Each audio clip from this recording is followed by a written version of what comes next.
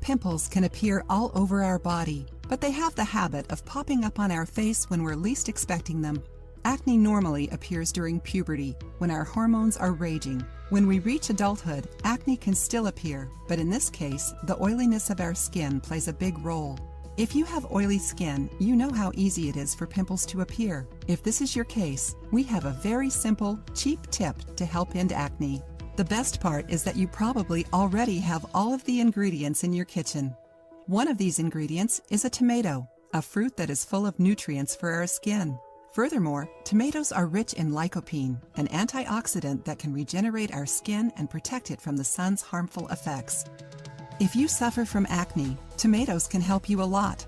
They're astringent, they reduce oiliness, they tone, and they balance pH levels in order to make your skin softer.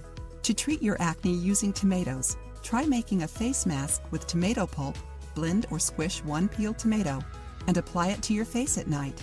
You can add cucumber puree to this mask if you wish, since it helps close pores. Another optional ingredient is olive oil to hydrate your skin.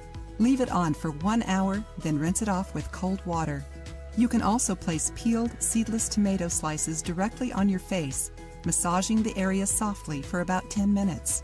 If blackheads are your biggest problem, there's another helpful ingredient in your kitchen: salt. Here's how to make it. Ingredients: 1 tomato, 2 tablespoons of salt. Instructions: take a thick slice of tomato and pour a little salt on it. Next, for 3 minutes, rub the tomato slice on your nose and the other areas of your face that are prone to blackheads. Then take that same slice and pour more salt on it and repeat the process for 2 minutes. It is recommended that you perform this procedure once a week. Repeat it every 2 weeks in order to keep new blackheads from forming. If you liked the video, give it a thumbs up and share it with your friends.